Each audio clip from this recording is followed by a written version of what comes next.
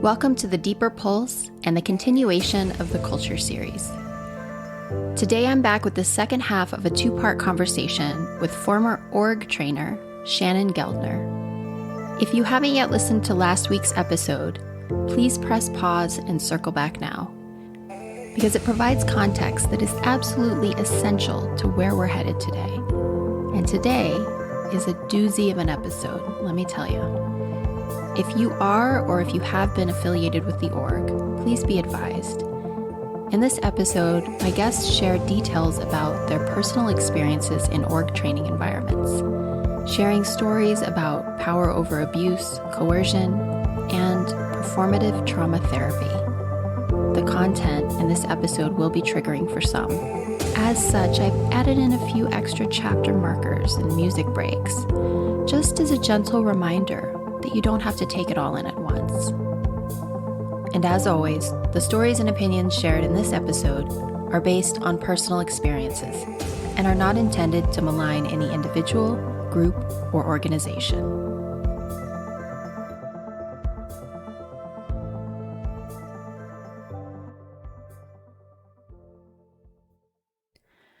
Okay, I'm going to do my best to keep today's intro short and sweet because we've got a lot of ground to cover today.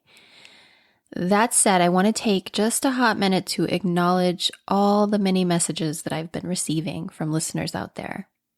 There's been another sudden burst in downloads, and it's really hard for me to describe how it feels hearing from so many people who can relate to these stories. It's been heartbreaking and validating all at the same time, and I occasionally shed tears of relief, sorrow, solidarity. It's been a lot, but as I've said before, I'm here for it. And speaking of all of this a lotness, I just this morning finished listening to a very timely episode of another podcast, one that I've referenced numerous times before, called Conspirituality. And last week, as if on cue, Matthew Remski dropped an episode entitled Deep Cut, Post-Cult Shame. And I'm mentioning it here because it explains so much of what so many of us are experiencing right now. Remski speaks about 3 different kinds of shame. The shame that abuse and cult survivors experience. The shame of apologists, or in other words, defenders of the cult that are still in. He talks about why they say and do what they say and do. It's incredibly insightful. And then he also speaks about a 3rd type of shame and how the general public shows up, turning survivor stories into a punchline and refusing to listen because, well, that could never happen to me. This episode is a brilliant deconstruction, and I can't recommend it enough, especially if you're a listener who is, like me, grappling with all the feels around this Culture series content. So I'm going to link to it in the show notes. And also, if things go as planned, I'll be dropping a deconstructing dogma episode that looks a little closer at this content using org-specific examples. I really hope it happens, so wish me luck on that. Okay, onward. Last week, I introduced you to the org training hierarchy, and Tracy Stamper joined me once again to welcome our guest, former org trainer Shannon Geltner. Shannon shared with us how she found the org practice and what it was like moving through the ranks to eventually be recruited into the NGT, or Next Generation Training Program. Before we roll into part 2 of this convo, just a couple of quick editorial corrections.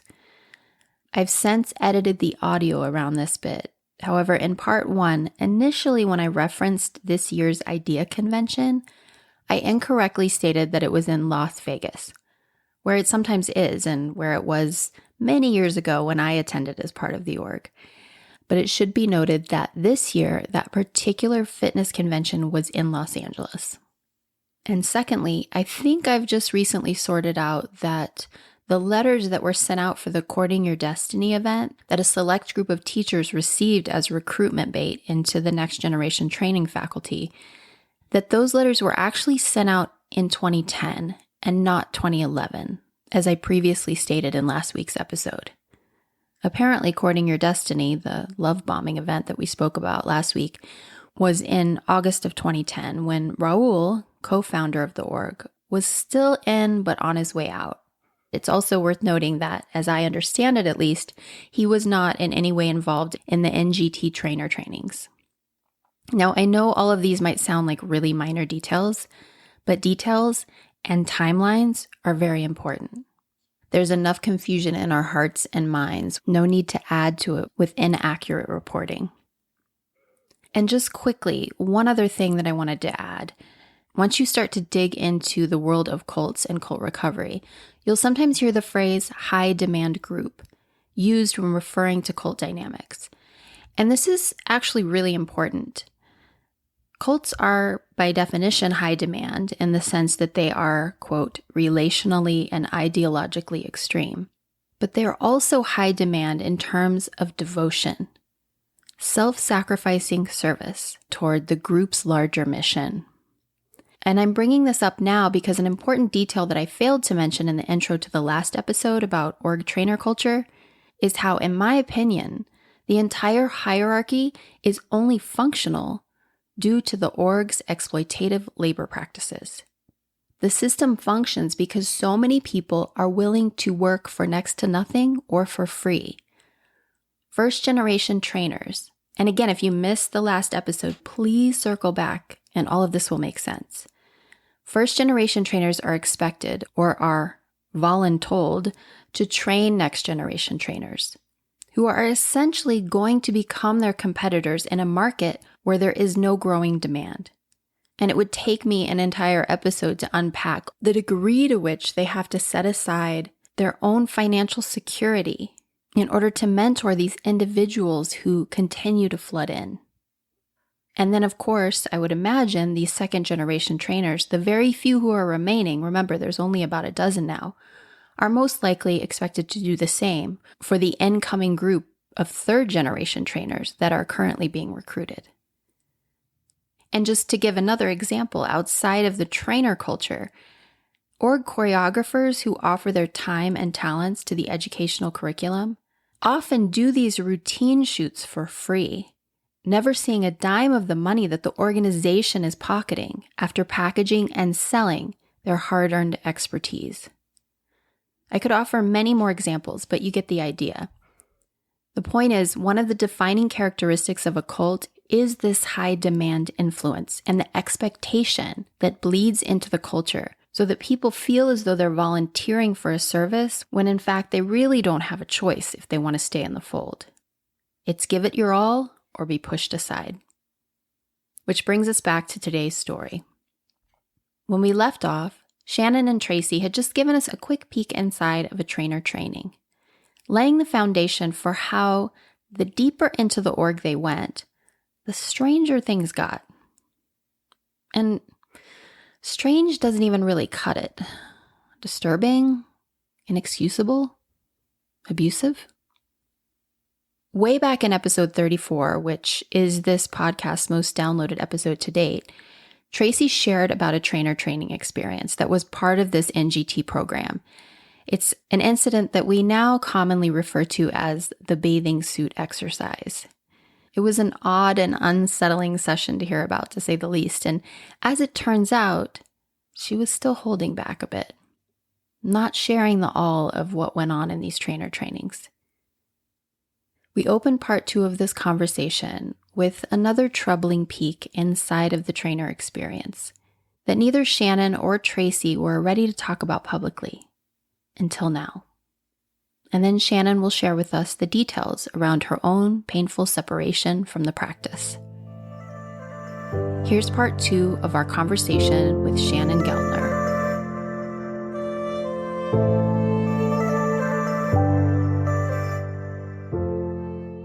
So there's Courting Your Destiny, Love Bomb event, everybody commits, and then there's these other trainings where the bathing suit exercise, for example, happens.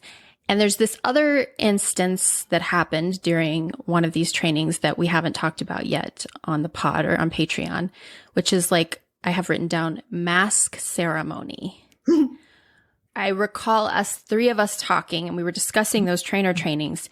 And there was a specific exercise that Tracy brought up that you, Shannon, didn't remember until she brought it up, which is a thing that we've talked about before if you go back in the Deconstructing Dogma, there's a couple of episodes that Tracy, or one episode, it's just long, that we did on dissociation, where we talk about this phenomenon that's been happening a lot, especially with the trainers, because you guys were in this like traumatic, intense space more than anyone else, except maybe for those of us who worked with them in a different way. So that's a whole nother level. Yeah. Right. So we're remembering things for each other, essentially. And this was an example of that, where Tracy was like, oh, this exercise. And then Shannon, you can speak to what it was like for you hearing about it again. But Tracy, will you describe to us what this mask ceremony was that went on and what you remember about it? I will. And first of all, I just want to apologize to folks who don't remember it. I feel like I have this knack for bringing up things and people are like, oh my God, I remember that for a reason. That's how I feel right now. My chest is like, okay, yeah, here we go. Okay, thanks, Trace. Bring it up. Ooh. Hit me. Yeah, that's how it was. Yeah. Anyone who does not want to remember the mask ceremony, please hit mute. Yeah, exactly. Yeah, trigger warning, mask ceremony. Warning. No, seriously, for me, this was, I'm going to guess, the most intense, worst moments of my experience at HQ. And that is saying a lot, since the dynamics could be so tough. Yeah. So this was during a trainer training where it was only first generation and second generation trainers. So there were no other belts or students there. It was specific to trainers, which is important, I think. I know. There was, let's just say there was some funk in the space, because there was always funk in the space. Always funk. And the way that it was presented was that Marissa wanted to clear the funk so that we could all come together as a body that worked together, trusting one another. The irony of that in and of itself is huge, but that was the stated purpose. And we had all gone out on a break. We were like ushered out of the studio, and even the hallway, if I remember correctly. We had to go into the back room. I remember that part. Yeah. Yeah. Okay. Yeah. When we were called back to session, I remember it was almost like a solemn, it felt like a ritual we were going into, where we were led down the hall. There was a long, long bench outside of the studio door, and it was covered in different masks, which were so intriguing. There were so many different kinds. Yeah. Yeah.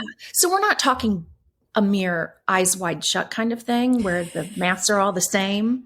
We got different masks in this cult. Yeah.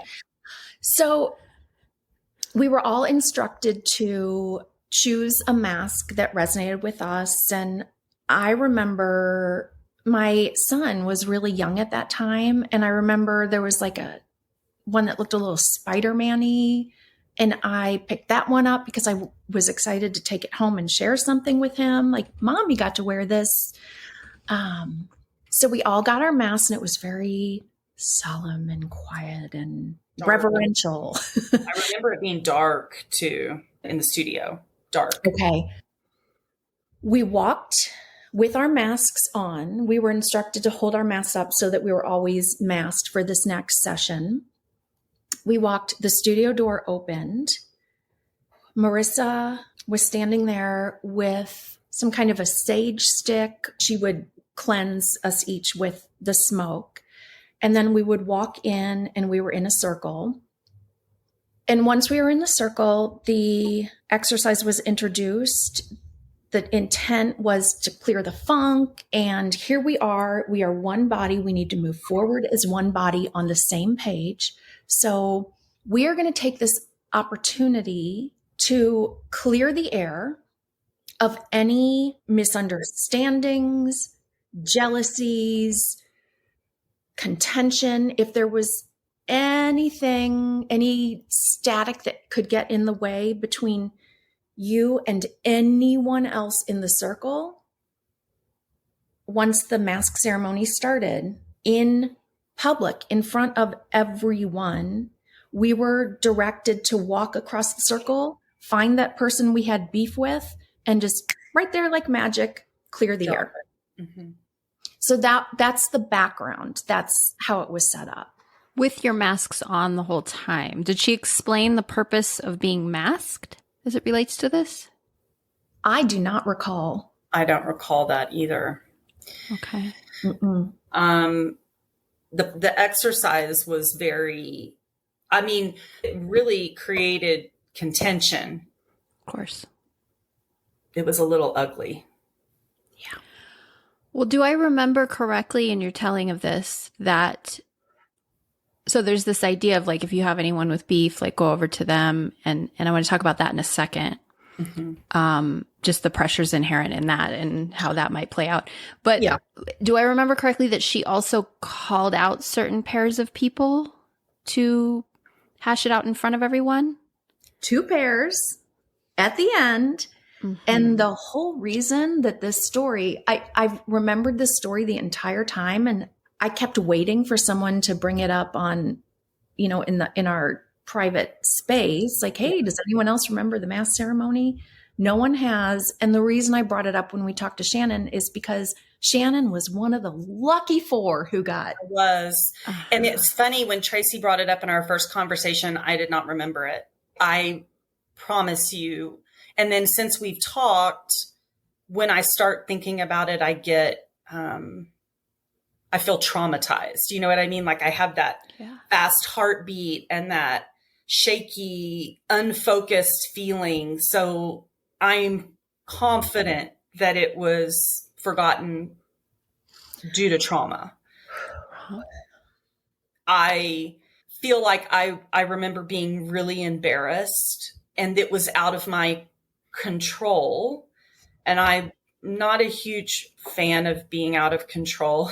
So I've learned over the years, but I remember that was really scary in front of people that I admired. I had conflict with a fellow trainer here in Dallas, and it was years and years of contention. It wasn't something that happened overnight, nor would it have been something that could have been diminished overnight. There were many conversations that were had between me and my colleague about this situation. This was not the first time, but the conversations were usually, you need to change, Shannon. Mm-hmm. You need to fix it. Like the issue is you. Mm-hmm. And while I appreciate someone else's opinion, I don't necessarily think that was the case. I was just kind of the scapegoat for the situation, so to speak. But also in that space of really being sure that that was not going to impact how I did my job, how I taught the work. I didn't have a choice. It wasn't reconcilable. So it was one of those things where I would say there was a lot of shame around that. That was just blasted to everyone. The 2 of us were put on the spot. There was a transmission to the entire training faculty that we were a problem. And we're also talking about moving in a space where I'm going to use the word abuse the 4 agreements in this organization. Okay. So there is an element of, I can't take this personally. I have to speak my truth. I have to do my best to manage through this. But it was really not okay. I feel like that it gave this impression that I, once again, wasn't good enough to be in relationship with this body of people, and that I needed to fix myself to move forward. And that's kind of challenging to do when you're in a conflict with someone who is also a human dealing with all of the complex emotions that we have and our own personal feelings about interactions. And like I'm going to say, even though I had this conflict with this fellow trainer, I wasn't in a place of disrespect or dislike or not wanting to work with that person. In fact, I would say a lot of years, there was a high amount of respect for this person, but it had just become a conflict where I had risen through the ranks. I had my black belt. I was also invited to be a trainer. It was not something that was handled well from my colleague's perspective. It wasn't something that, in her words to me, she knew how to handle. I don't know how to handle you now, was what she said to me. And so those kind of things coming at me when all I want to do is do the work and be good at it and help people, it was a lot. There was nothing about that was okay. There was nothing about airing dirty laundry in a conflict that had built over years. There was nothing that was going to be resolved in one night, unless it was on their terms. Like, this is also, I'm going to just go back, just real quickly, parallel this with my divorce is there's always two sides to the story. And there's going to be somebody who isn't satisfied with your version of the story. Yeah. And unless you are willing to reconcile on how they want it, which was very org-esque, it needed to be reconciled in a way that they wanted it done, or it wasn't reconciled, that it's not okay, or it's not right, or it's not done. And, sometimes this is for me, my life experience. Sometimes two people just don't get along. Sometimes there is no resolution. Sometimes no matter how much you give, you just don't get that resolution, and it needs to be left alone. And in this situation, it needed to be left alone. So the trauma from that, honestly, is I remember being shamed, feeling shamed, felt once again like I had just been pushed to the peripherals. Like, you can't be a part of this team because you can't resolve this conflict that, let's be honest, I don't know that I had a lot of control over. It was just, It is what it was. Yeah. And can I respect someone? Can I respect you, Tracy? If you came to me and said, I can't do this, I can say, okay, it's okay. We don't have to be besties, Mm-hmm. Yes. So the mass ceremony was a big, big beginning of the end for me. Mm-hmm. A big shifting in my perception of how they viewed me, because this conversation was not brought up by me. The conflict between me and my peer was not brought up by me. Mm-hmm. There's some of this going on behind me. I don't know where. I don't know what's happening. I'm just feeling somewhat victimized in front of all of my peers in this situation, and heartbroken, just really heartbroken that all of these years of feeling like I'm managing this situation, which is the best that I can do, to be told it wasn't good enough. Once again, there is that common thread of the messaging that I received that I needed to do things differently, or, I wouldn't be part of the faculty. And I feel like at that point, there was a real wedge driven, That was just beautifully expressed. Thank you for that. Mm-hmm. I can't help but think like the spectacle of the situation. And like, me, I'm like always asking the question, like, what is this in service to? What was this about really? I don't think it was about Marissa wanting everybody to be PC and love and lighty, because that's not who she is. She feeds off of conflict, quite frankly. So when I look at like, what is this in service to? I think one of the things that would help is if we talked in a general way, of course, about the other example. Who were the other two people that were presenced? And what do we think this is really about? Aside from, I can tell you what to do and you have to do it, which is really a big part of it. The other two, it was equally as explosive, in my opinion. I've never spoken to either one of them about it. They're both first generation trainers. Is that correct? Do I have that right? Yes, they are. Right. Mm-hmm. And very ingrained in the organization. very revered, very respected, both still very active. I think back to that and how uncomfortable I feel like I'm panting thinking about it, just like getting like panicky thinking about it, remembering their confrontation as well. It wasn't playing nice, in my opinion, from Marissa. That was really stirring the hornet's nest. Do you remember more, Tracy, about the first generation trainers interaction? Yeah. Yeah. Once again, apologies. I was just in this I'm a deer in the headlights. I've checked out moment. Yeah. Can you blame me? No, I don't think so. That was not at all. Would you like me to pick up the baton here? Please.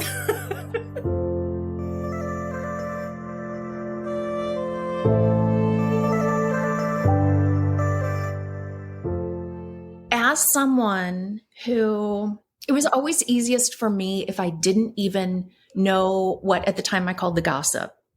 It was always easiest for me if I didn't even know what was going on with interpersonal conflict. I just wanted to do the work and not even have that. Which in retrospect, I understand that was protective on my part. I needed in order to dissonance protection. Yeah, it was my cognitive dissonance hat. So my experience of standing in that circle was looking around and seeing all the masks and just being confused by the masks because we could all tell who one another was. So I didn't understand why we had the masks in the first place. Yeah. Obviously, we know who one another are if we're instructed to go find people we have beef with. Like if you can find them behind those masks, good luck. Exactly. That was so confusing. It's like Superman puts on the glasses and no one recognizes them, right? What? We know it's Superman. Come on. So confusing to me. So I remember as soon as the exercise started and people started like whipping across the circle, I remember there was a long line of people wanting to clear beef with Marissa. Oh. That was interesting. I wonder how that went. If anyone out there tried to do that, I would love to hear how that went down. Accepting comments below. Exactly. Yeah. I don't know if I want to read that comment or not. I know. Gosh, I couldn't even imagine. Yeah. So Shannon, just to share with you, I have sweaty palms and I'm really anxious talking about this. So, okay. So people started like walking across. Everyone is kind of looking around like, what the fuck? I remember I am standing to my right in the circle is a woman I adored. I didn't know her very well, but I had so much respect for her. She worked at HQ for a while. And I remember knowing that she had been in that environment and I'm guessing knew how to deal with this stuff better than I did because I just flew in for, weekends or weeks. I remember looking to this woman. I noticed at one point she like stepped out. She put her hands on her belly and then she just started going like this, like moving energy or trying to take care of herself in this really intense moment. And I remember looking at her and being like, oh, if she can't do this, I'm fucked.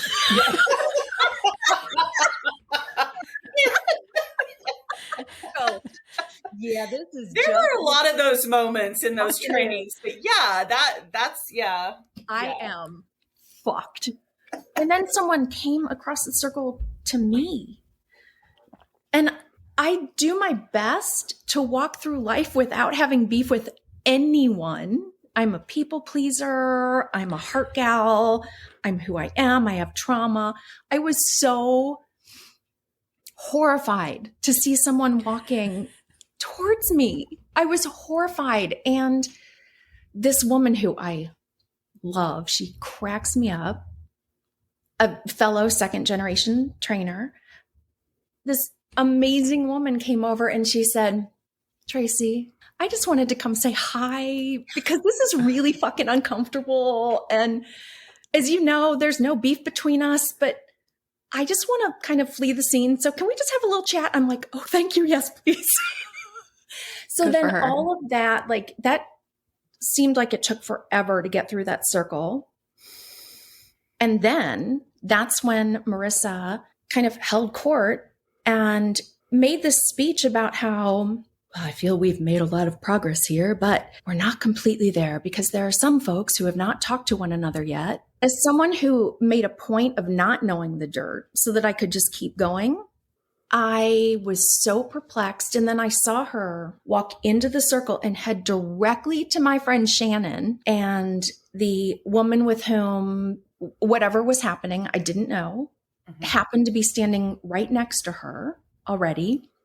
And Marissa made some comments to everyone about how these two needed to X, Y, and Z. And there can't be this history or this tension or this blah, blah, blah. So it was confusing to you also that she came over to. Yes. Okay. And mortifying. Oh, yeah. All these years that I've been focusing on being professional and taking care of me, and all the years of just doing my best to make sure that things weren't ugly. And then it just was all vomited right there on the floor in front of everybody. It just was wrong. It was so intense, even for that amazing woman to my right. Mm-hmm. Mm-hmm. And then, so to come full circle on, Candace, your question, I do remember what happened with the other two trainers, the first generation trainers. After Marissa felt like she had wrapped up the situation with Shannon and a colleague, which obviously that was not what was actually happening. Mm-hmm. Then Marissa said, and we do have one more relationship that needs to be healed in the interest. And I don't remember the wording. I'm just kind of filling in blanks. But she did call those two women into the center of the circle. That I remember. Yes. Yeah. Yes. Face to face. And they were instructed to talk about their conflict in front of everyone.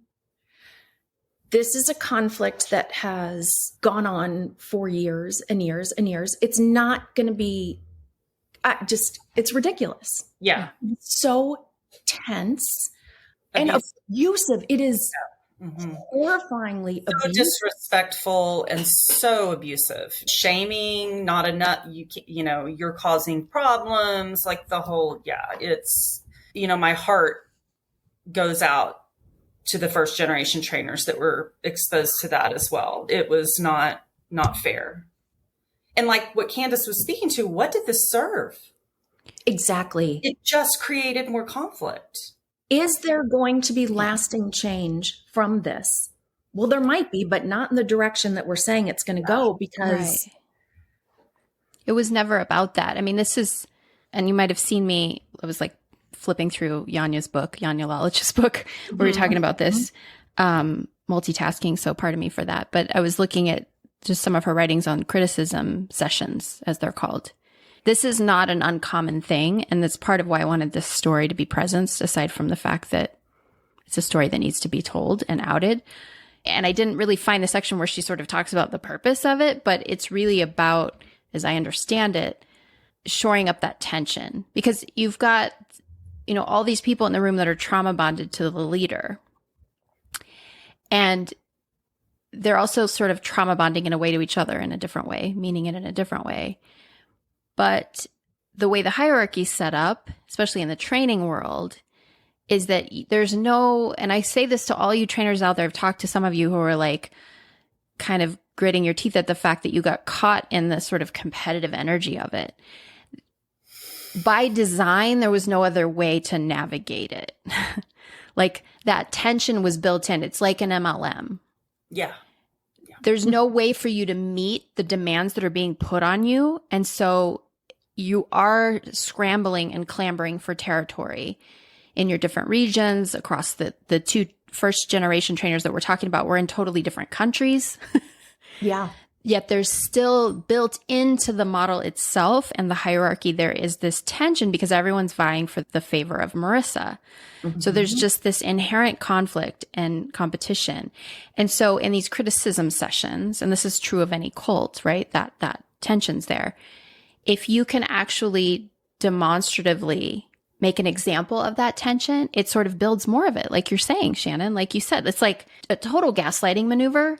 Yeah. Because the message is it's in service to dispelling the tension, when in fact it's actually in service to more of it. And maybe that's not a conscious idea in the leader's mind, but that's how it functions, is that it's just creating more tension. And it's also performative trauma therapy.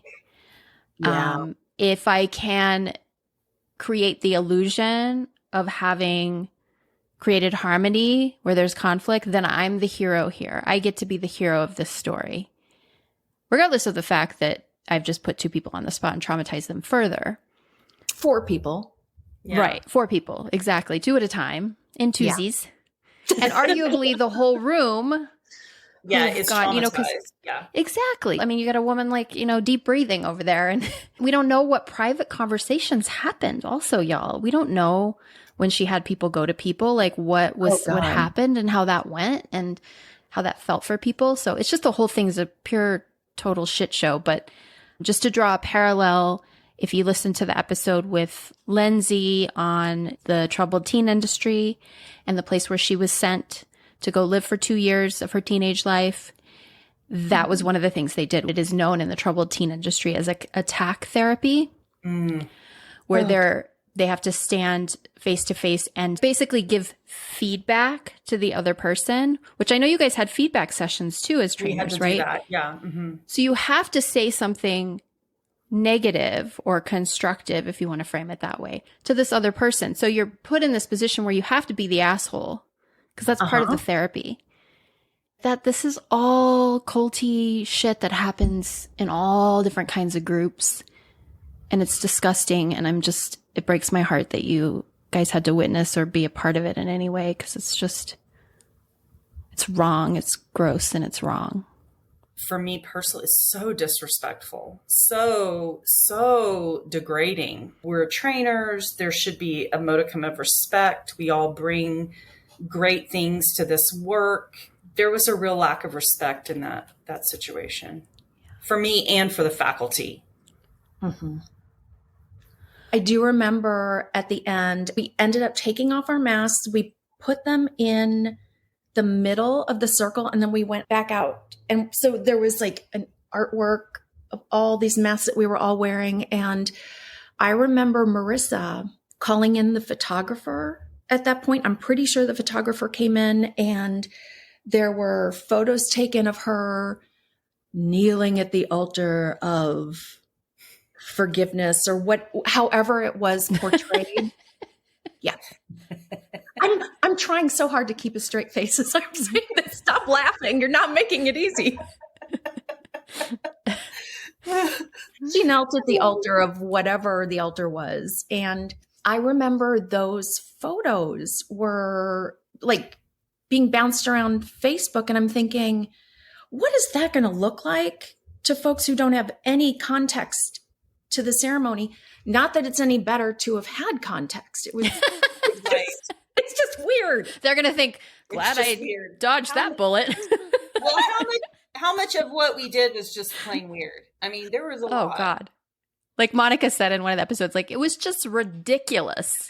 Yeah. The environment that we were in. It was just ridiculous. Like, you have to laugh because it was just ridiculous. It was. But we were all so serious about it. Oh, yeah. Dead serious. It was sacred. Sacred. Ridiculous. That's the word.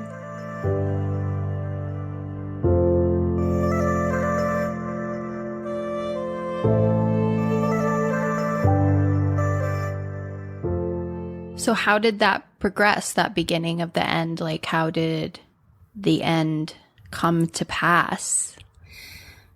Yeah. So when we first had our conversation, I talked a little bit to my divorce and how I was struggling with my marriage, which was happening the last time I was in Portland.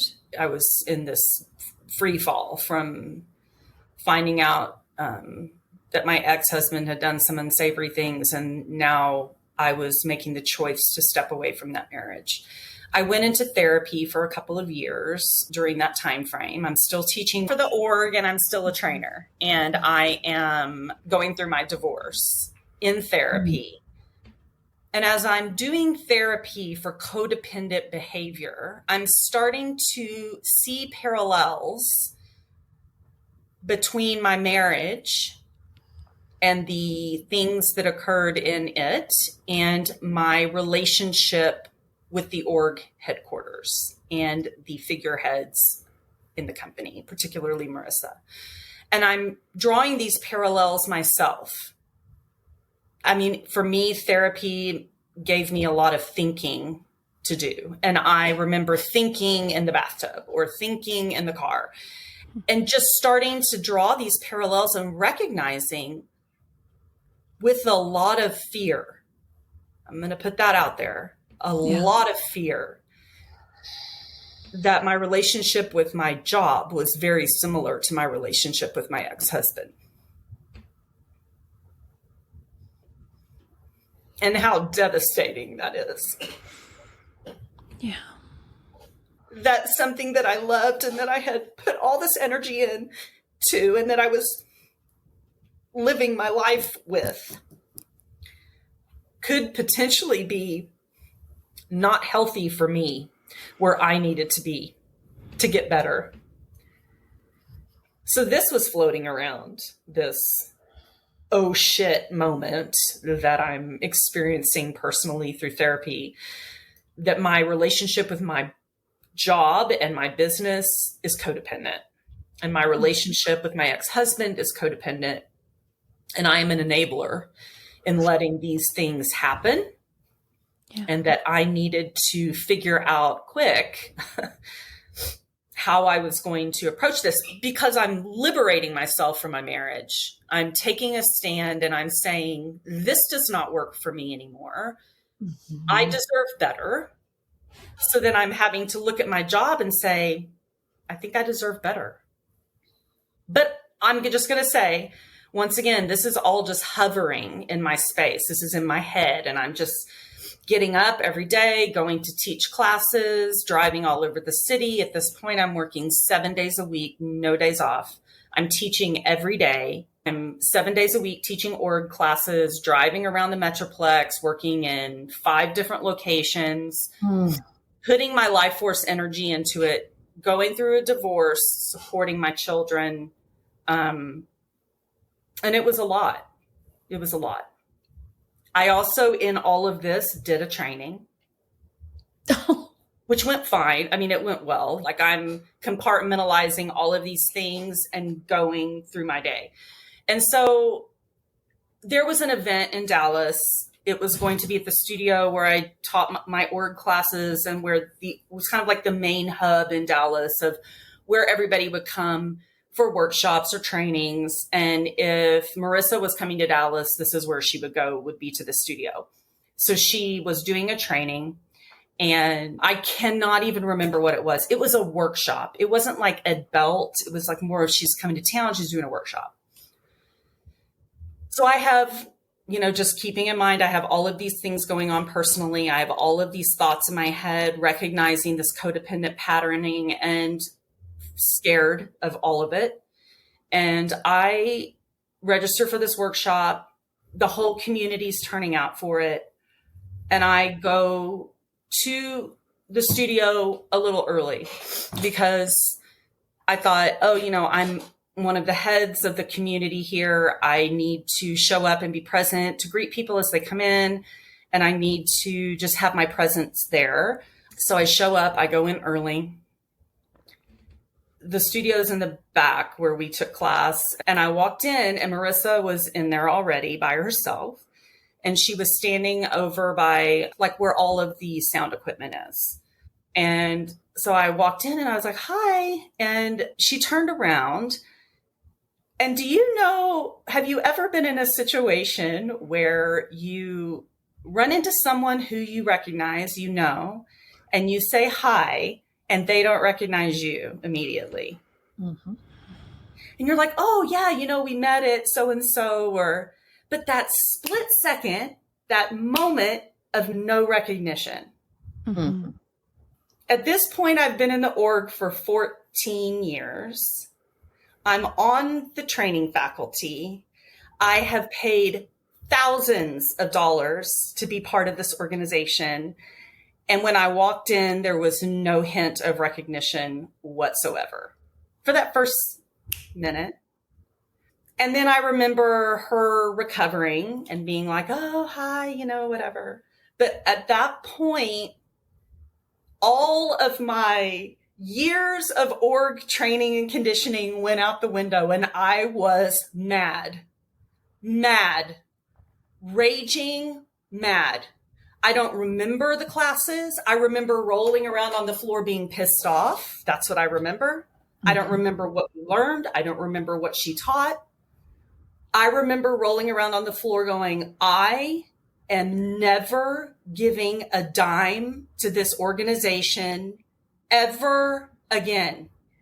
It was just so boom, like that. All those years, all the things that we had that happened at headquarters, all of the trainings, and I think that it was just a culmination of, once again, recognizing those parallels in the codependency, and that I'm enabling this. I'm allowing all of this stuff to happen. And I went to this place of no more. What do we say in Brown Belt? You get to that point, enough. That's enough. Where I was just like, enough.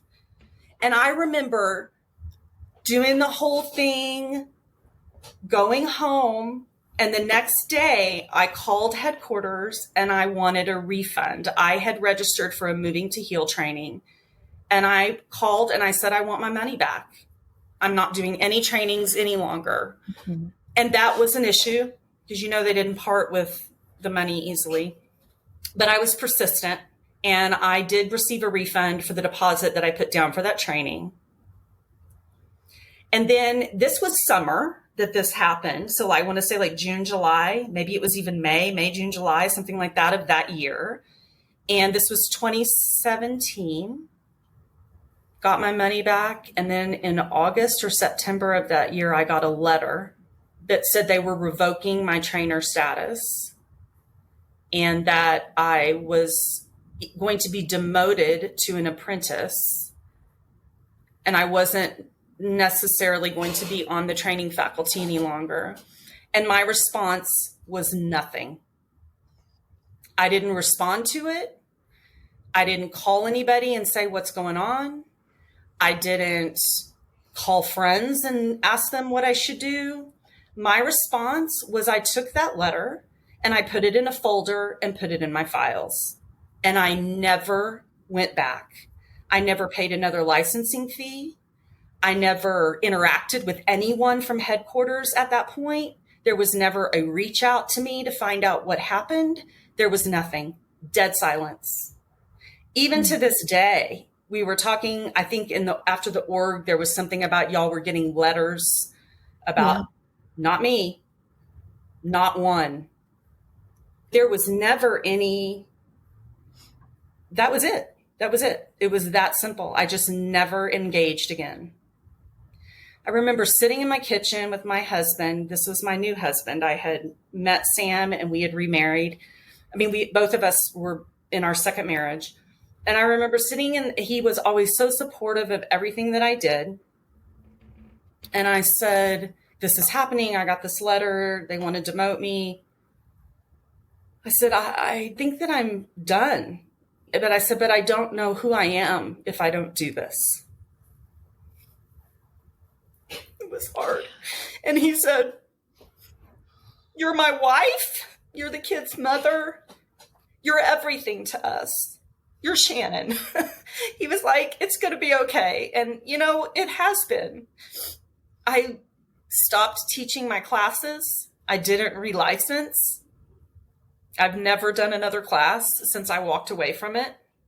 I tried. I shouldn't say never. I did try once here in my house. And I was like, I feel stupid. I can't do this. It was just it was a very hard stop. Yeah. And I left very quietly. I did get a message on Facebook berating me for leaving from another faculty member, and Tracy knows who I'm talking about. Because I got a similar one. Yeah, the same one. It wasn't fair that I had decided to do that without letting anybody know. And I kind of disagree with that. But I left very quietly.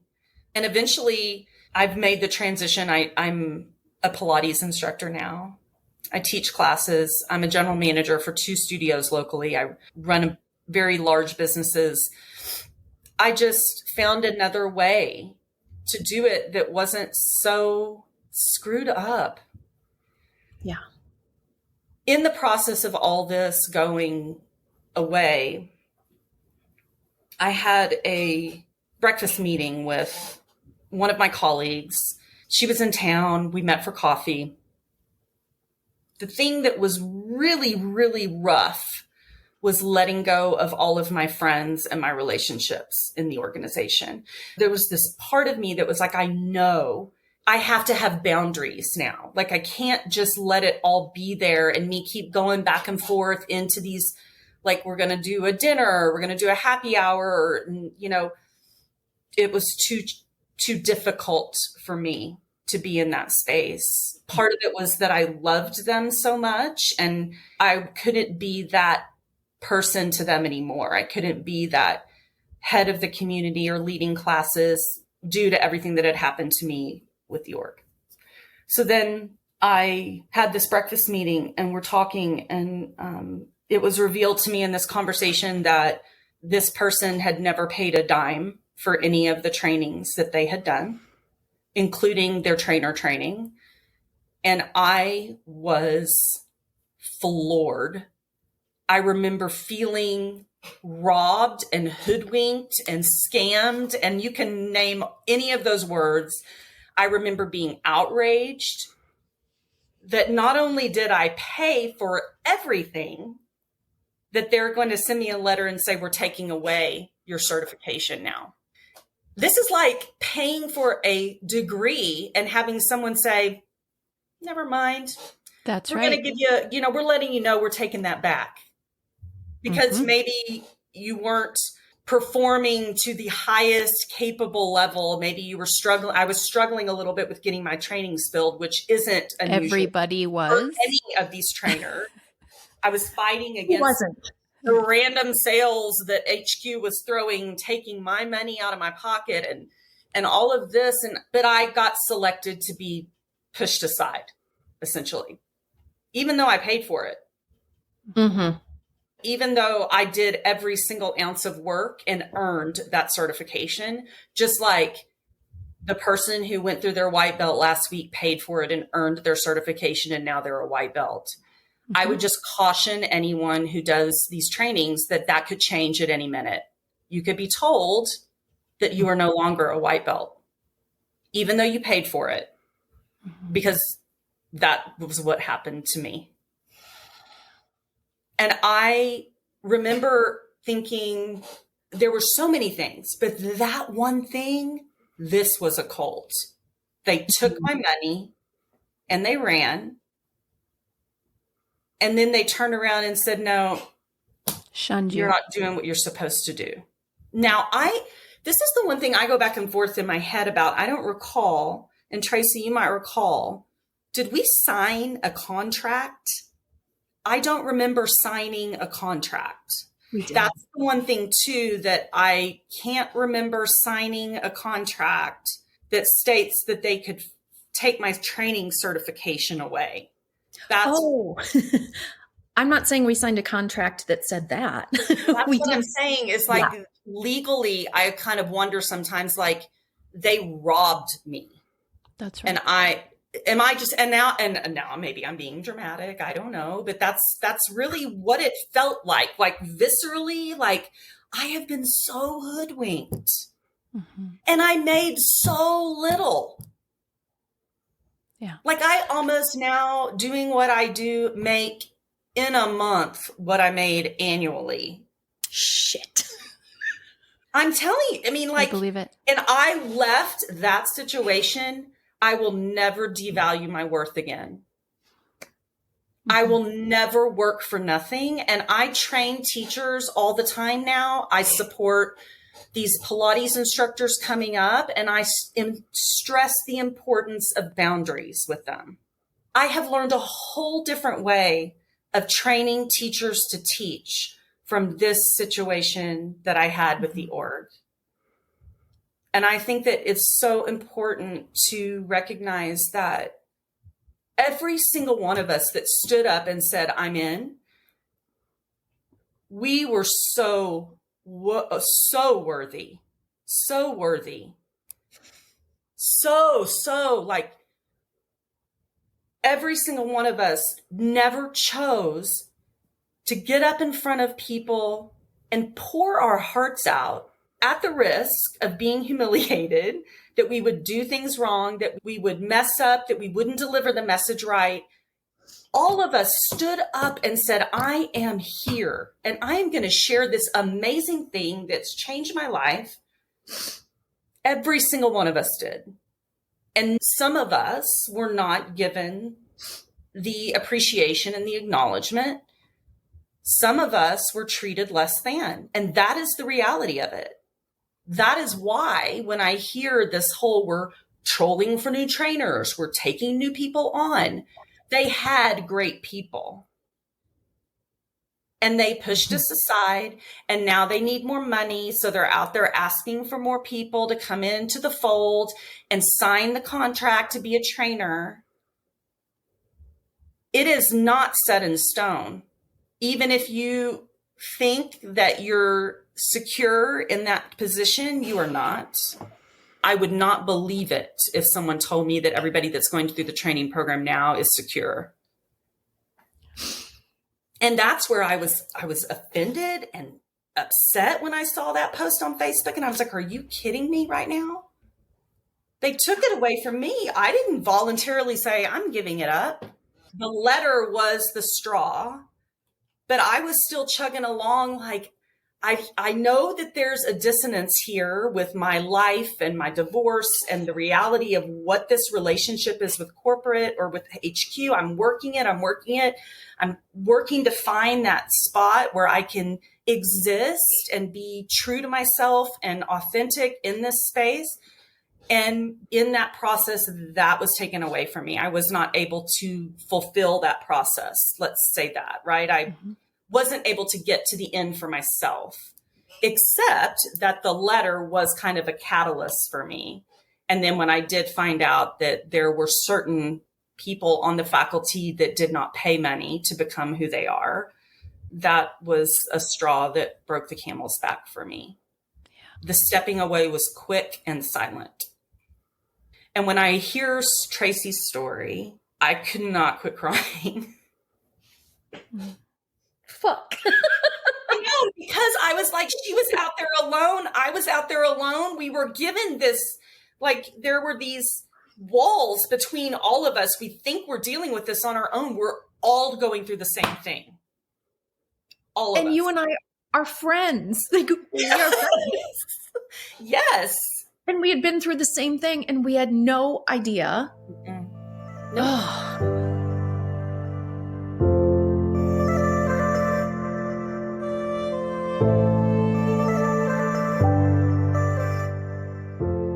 Tracy, tell us about your tears. Oh, What's happening? I think, by the way, I think this is the first time I've like cried. I'm sorry. On a recording? No, you know what? It's really, you do not need to do that after I brought up the whole mass ceremony, Shannon. Paybacks are hell. Exhibit A. Yeah. When the tears started, when Shannon said, every single one in that room who raised their hand and said, I am in, they are all worthy.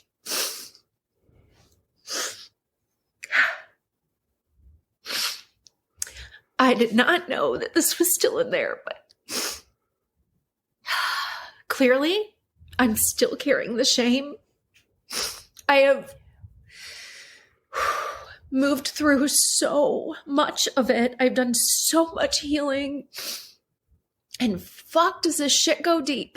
Yeah, it does. So it deep. does. I definitely agree with that. That's like this whole last week, I've just been like, these things that I'm saying are nothing that I've said to anyone but my husband. I have never dragged the org or done anything negative since I walked away from there. It was a silent departure. My community was flabbergasted. They were floored, confused. I had people coming to me right and left asking me what's happened, what's going on. And my response was, I cannot make a living doing that. That was my response, which is truth. I was speaking truth. I just was not giving the details. This is the conditioning of the 4 agreements and the practice. And it goes so deep. And I would agree with you, the shame of being bamboozled and hoodwinked and all the things that is a huge part of this, the shame. People ask me, what did you do before you came to Club Pilates? I don't tell them. I just said, I taught dance. Like it's real simple. Yeah. I've been teaching now for 6 years doing Pilates. I have 21 years of movement experience. I will tell you, I get the groupies that you guys were talking about earlier that stop me after class and, the adulation, the you're so amazing at what you do. And I'm just like, I couldn't do it if I didn't have my students to teach. I try to be and then I had one client look at me and go, you don't take compliments well, do you? Right. I was like, well, maybe I don't. It's complicated. Exactly.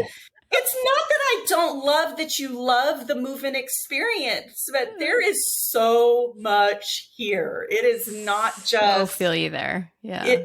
Thank you. Thank you for that validation. There are times where I'm talking to, I had a client come in, she goes, I read your bio.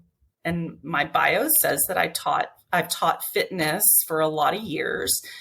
She's like, yeah, I read your bio. I know you're not a doctor, but I have this thing going on with my hip. And I'm wondering if you could tell me like what that, and I'm like looking at her like, I'm not a doctor. She goes, oh, I know you're not a doctor, but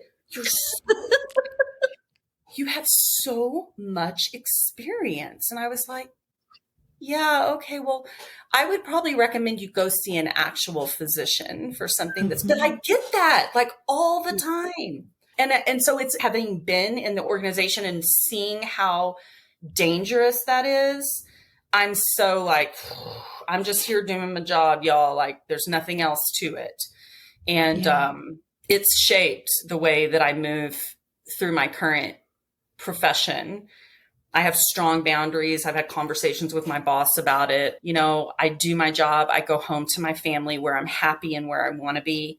And I'm here to do the best that I can do, but I'm not getting caught up in any dogma, politics. So everything that happened shaped where I am now. And I guess my biggest, I miss my friends. That's what I miss the most from it. I miss them. Mm-hmm. I miss the trainings and going and seeing everybody and hanging out and more than the practice, just the people. Yeah. So I think that Tracy can relate to me in that sense too. Yeah. There is that. But on the backside of it, it's all the right thing. What I've chosen is the right thing. It's all the right thing. So I don't know. And here we are now coming together. Yeah. That's been a blessing to what the two of you have done. You giving us a platform to tell our stories and to bring us back together in a healthy way is kind of the way I'm looking at it. In a way where we're not, there's so much love here. There's no shaming here. There's no competition or any of the yuck. So, yeah. I guess the awakening at the end was just so dramatic, and I was angry for a while. And then I kind of did this exploration of like, why is it bad to be angry? There's so many. Totally. Do you know what I'm talking about? I feel like there's a lot of forgiveness culture, like you have to forgive them and forget. It just weighs on Outrage gets you outcast. Yeah. Because that's the larger culture at work. Outrage gets you outcast. I mean, that's what tone policing is. That social justice activists have been talking about it for fucking ever. Yeah. It's real. It's real. It's especially real. If you're a woman. Not okay to get angry, to get worked up, to express, to be big. A good friend and I talk about it a lot, about being too much, like that feeling of too muchness. Oh, I'm being too much again. There it is again. I'm too much. I'm too much. I'm too much. Big emotions. So, yeah. And I was like, in the healing process, there is an anger portion. Like you actually hit that. Yes. And it is part of the, what is it called? The grief, the denial. Oh, the 5 stages of grief. 5 stages of, right.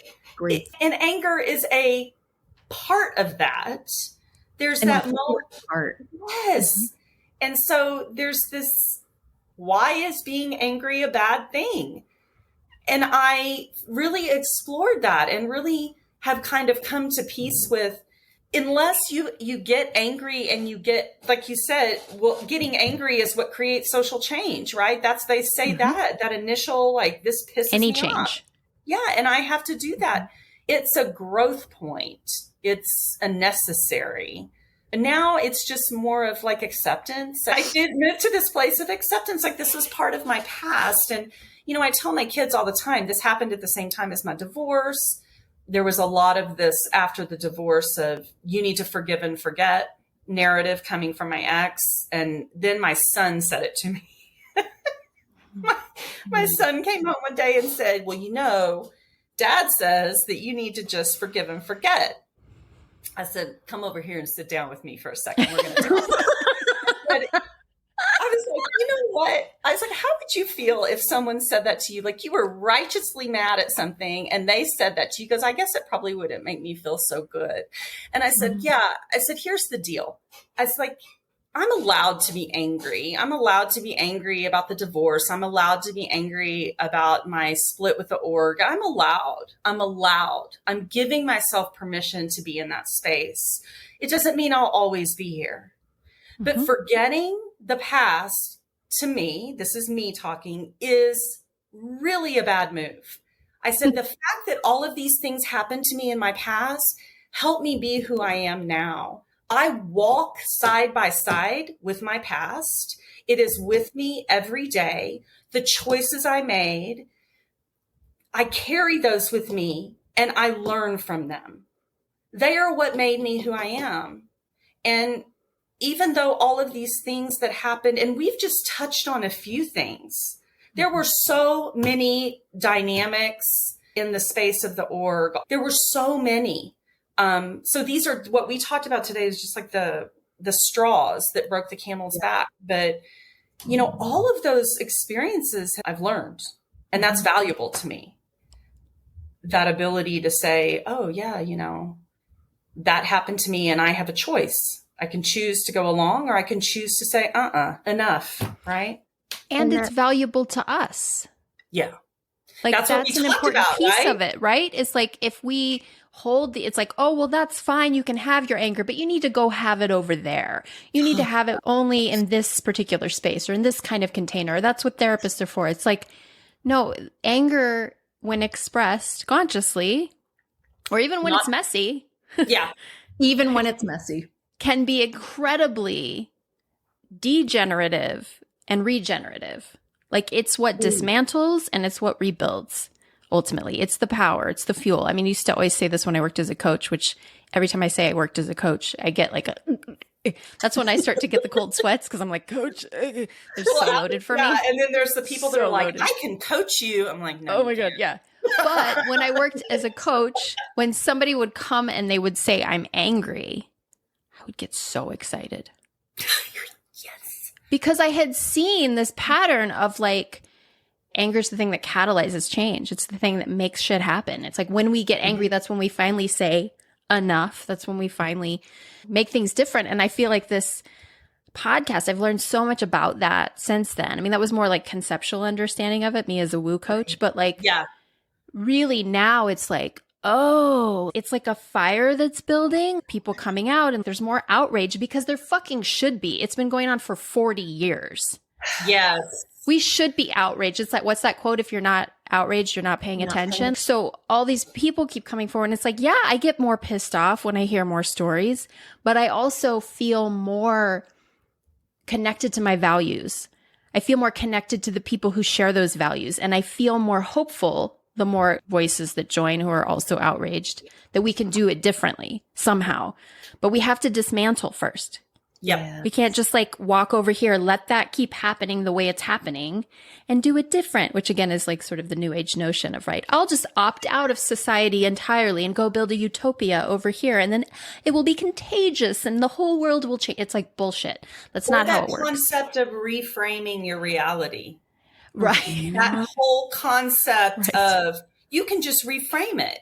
I mean, that's Landmark. That's Tony Robbins. That's you're the master of your reality and you can reframe that shit. And guess what? Sometimes you can't. Sometimes it is what it is. You were a jerk.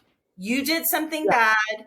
Or I was a jerk. I did something bad. That can't be reframed. It is what it is. It is what it is.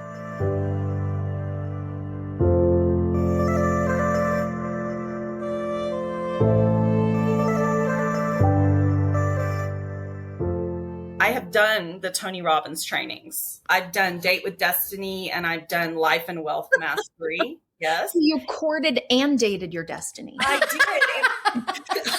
did. I did all the courting and dating of the destiny. And let me tell you, it doesn't make a difference. No, I'm kidding. Nothing changes. Joke's on them what your destiny actually was, but okay. Stubborn. Yeah, nothing changed. It's so funny because that whole thing is, you know, and of course I was telling Candace and Tracy that I had started listening to Lucy's podcast that she shared with them. I just have listened to the first part. Just a lot of really commend her for doing what she did. And, you know, as I was listening to her and when she was talking about the articles about Tony Robbins and the sexual assault allegations, I'm with her. There really isn't any gray area there. And his whole shtick, so after Candace and Tracy and I talked last time, I spent a little time thinking back on my experiences with that. So this was running parallel to my training faculty position. I was on the training faculty when I did this. I remember going to the first one in Toronto was like Unleash the Power Within or something, the one where you walk on the coals. And then the Date with Destiny in Arizona. And then I did Life and Wealth Mastery in Fiji. Okay. Oh. So yeah, really interesting. And so the one thing I remember thinking, like, you know, of course, it's like this crazy show. People are screaming. There's thousands and thousands of people. The lights are going. It's fucking freezing in there. And that is no joke. That's one thing they talk about. They keep it really cold. And so they're going and they're doing all the stuff. And I remember thinking, I know all this. I've already done all this. This is parallel tracks. Everything that we learned in the org, but in a white collar package. Oh, wow. Mm-hmm. Mm-hmm. This is for the business guys and the corporate dudes and the people that are professionals. That's what it's for. Same stuff, 4 agreements in there. He talks a lot about whether you're a person that craves certainty or a person that craves, I don't remember the other ones, but there was like a whole list, and just all of these exercises and sleep deprivation and food and water deprivation. And there is a very strong overtone of male dominance in that practice. Okay. So first of all, I'm like, oh, this is all very corporate.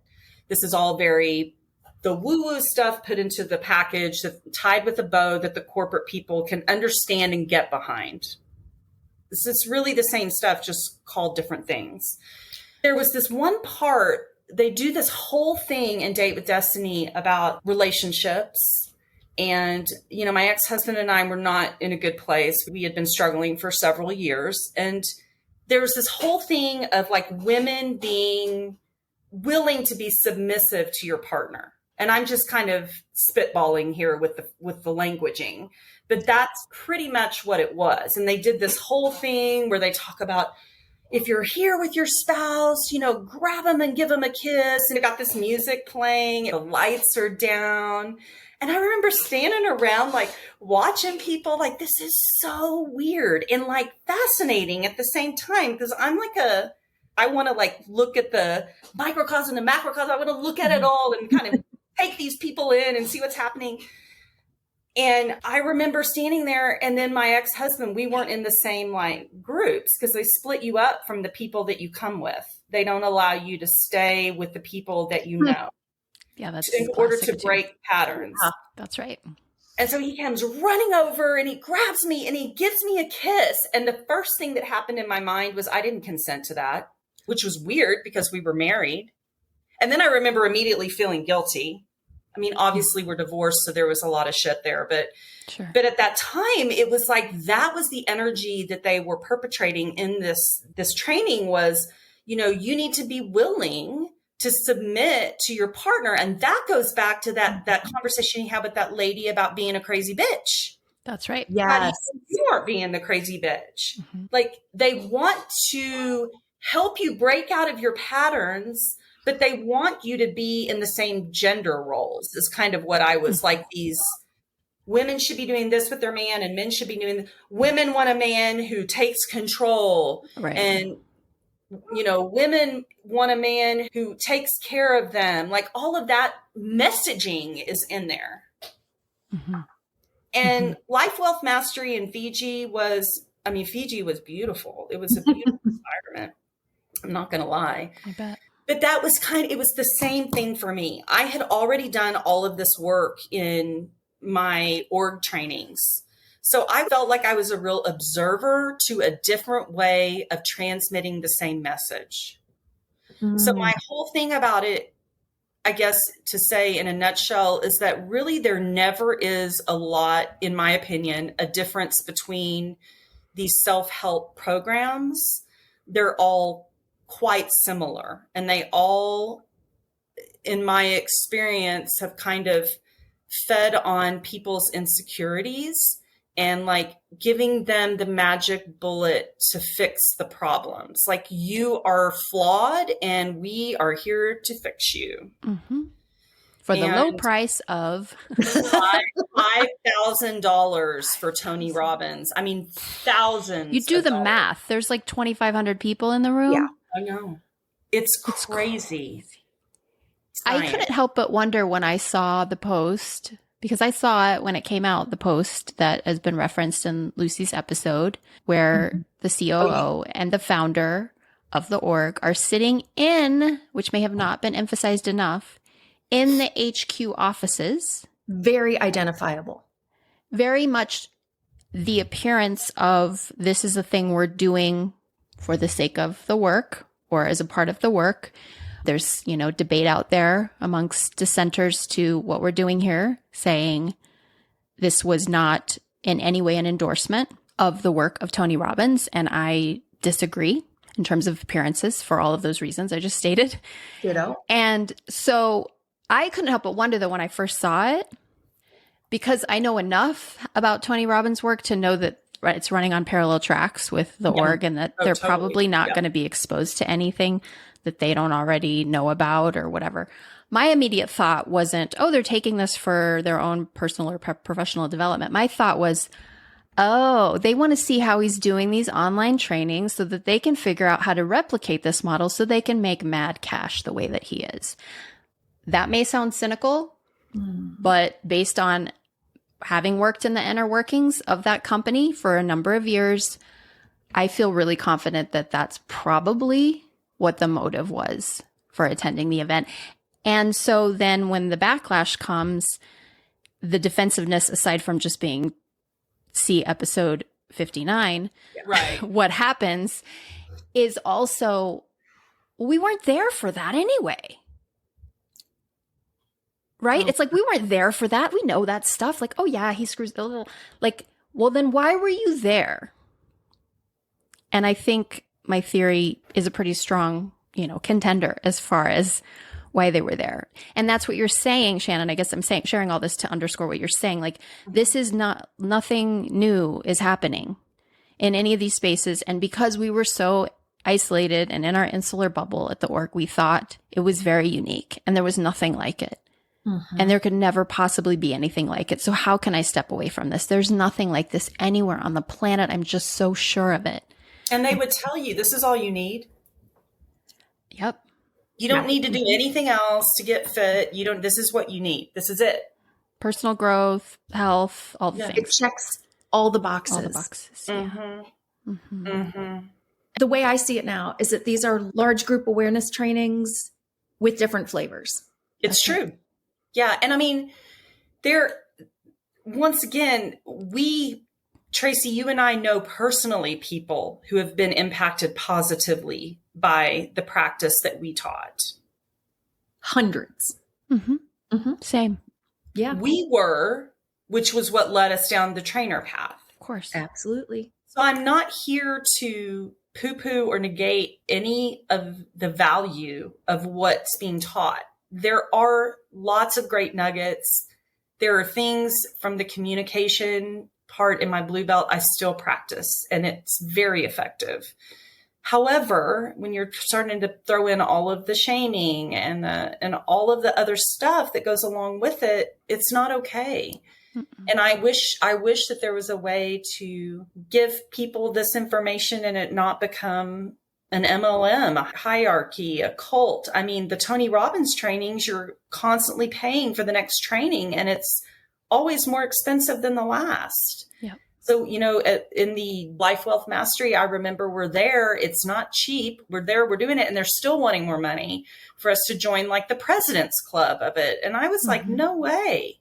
And then when my ex and I split, one of the things before we split is he asked me to go do the landmark forum with him. You've done it all, sister. I did the landmark forum years ago, but he asked me to go back and do it again. And I said, no. I said, I'm done.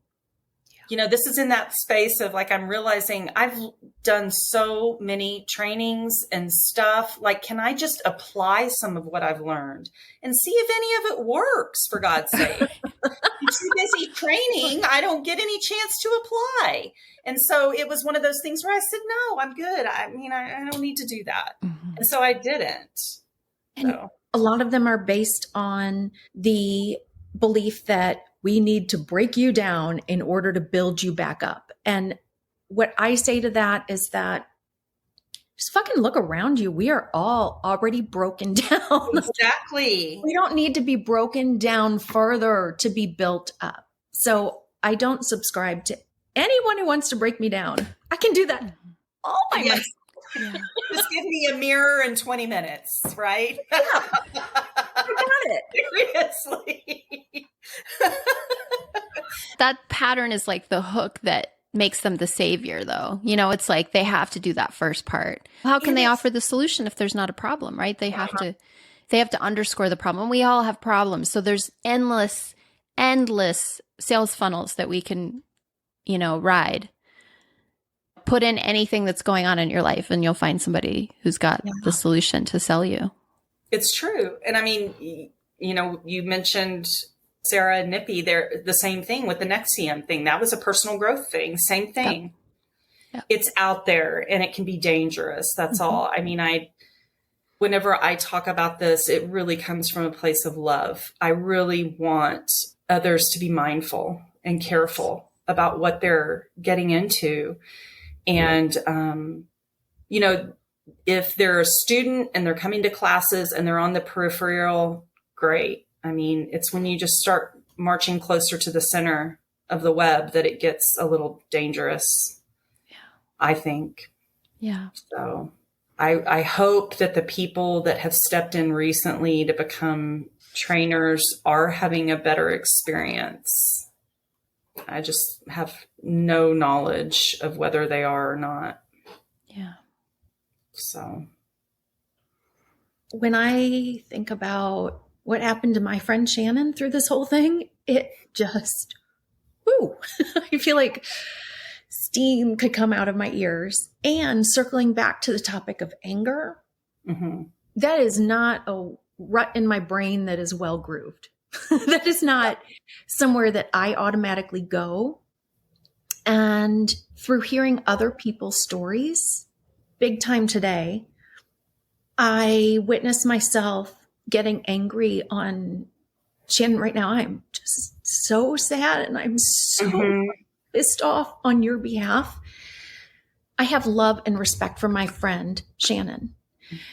And when I witnessed myself getting angry for the ridiculous way that she was treated, it allows me to feel that anger for myself. And God, do I love those moments because it helps liberate me further. Well said. Yeah, well for said. sure. For sure. I was going to say before when you were talking about you and anger, I was like, I get so excited when Tracy gets angry. I do. I'm like, yes, Tracy's angry. Breakthroughs. It's so It doesn't exciting. happen that often, does it? No, but I love it. It's happening more and more. I mean, since we started this, like March of whatever year, I can't do years. Why are years so hard? March of 2022 is when we started recording. We released in August. A lot's There's changed been in a year. so much. I feel like we've both changed so much. I mean, tremendously. And one of the things that I've noticed in terms of your transformation is your willingness to express your anger. For sure. And I love it. It's beautiful. And to all of you out there, you know, I think we can practice our outrage, like our righteous, healthy outrage. Yes. Together. And there's room for it. I just want to say there's room for it. And we're not going to shut that down. Seriously. It's not okay to do that. It's that whole idea of being angry is being wrong. And it's just not okay. No.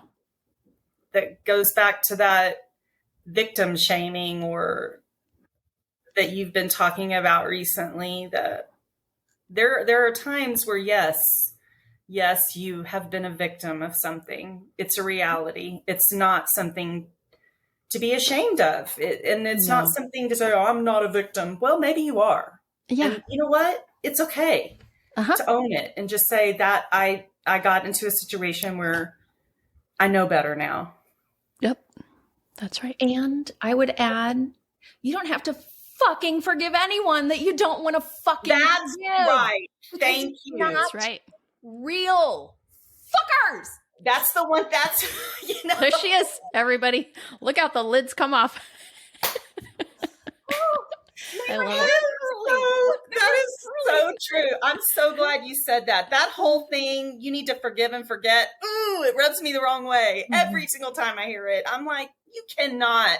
And then these people that are like, oh, I forgave them. Did you really? What does that even mean? Did you? Because I told my son whenever he said that about you remember I told you my ex? Yeah. I said, if I said I forgive you, there's a good possibility that I really don't. And I'm not willing to say it unless I actually do. There's a chance that it may not be true. And so I don't always buy that, oh, I forgave them. I don't always buy that. And I think that there's a real unhealthy culture in our country about this whole forgiveness mentality. Yes. And I don't mean to come off as the angry old lady, but I mean, you know, they're really, let's just call a spade. Sometimes it's a challenge. And I'll say I spend more time working on just forgiving myself more than I need to forgive anybody. That's it. I'm going to forgive me first, right? This whole experience, all these years, I'm going to forgive myself for allowing myself to continually be put in a position that was abusive. And whether we're talking about physical, mental, emotional, I'm going to work on me and you can work on you. Amen. And then when you feel good, we can go out for a drink or something. But right now I'm just not, you know. And in some cases, we're never going to go out for a drink. No. And it's all good. We're not. Not going to happen. It is what it is. Yep. And that whole just acceptance of where you are at this point in time is really, I would just want to give everybody that gift where I have your back, you're accepted, you're angry, great, knock yourself out. As long as you're keeping your anger in a constructive, non-harmful to other people way, be angry. Right. And if you want to be in forgiveness, be in forgiveness. Right. You get to do it however you want. These hardline rules, the dogma. Oh, wait. Yay. We've segued all the way back to the title of this little series, Deconstructing Dogma. It's the dogma. Deconstructing dogma. Right. It's the dogma that's the problem. Like, you do you. You just do you. And express the way you want to express whatever's true and honest. And that's what we can make room for. We don't need to have all these rules and guidelines and principles. Yeah. And don't let anybody put you into a mask ceremony situation. This is good advice. If somebody tells you to put on a mask, run. All right. Shannon, thank you so much for bringing what you brought today. I can promise you that it's just going to touch so many people. It's really touched me in a really deep way. And obviously Tracy had some breakthroughs today. So thank you. Much. Thank you both so much for doing what you're doing. Just immense gratitude for the two of you and what you've brought, helping us all navigate the aftermath. I don't even have words for how healing it's been for me personally. From the very first podcast I listened to with the two of you. And I've said it before, just that realization that I wasn't alone and how profound that was for me to have been sitting over here in silence, but realizing that that was not the best way to handle all this. So I appreciate you allowing me to come and share my experience with you guys. It means the world to me. It really does. Thank you so much. Thank you. Thank you for your courage and your heart and your friendship. And your righteous fucking anger. Well, can't say I didn't apply what I learned. There you go.